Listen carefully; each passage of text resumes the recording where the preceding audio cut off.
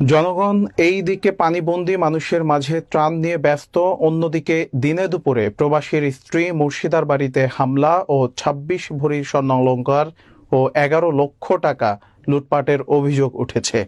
চৌদ্দগ্রাম প্রতিনিধি শফিউল আলমের প্রতিবেদনে দেখুন বিস্তারিত। কুমিল্লা চৌদ্দগ্রাম উপজেলা ৮ নম্বর মুন্সিরহাট ইউনিয়ন বাহেরগড়া গ্রামে প্রবাসীর স্ত্রী মুর্শিদার বাড়িতে এ হামলার ঘটনা ঘটে। মুর্শিদা বেগম জানান, দিনে দুপুরে হঠাৎ করে লক্ষ্মীপুর ও বসন্তপুরের কিছু সন্ত্রাসী দেশীয় অস্ত্র নিয়ে আমার বাড়িঘরে হামলা করে।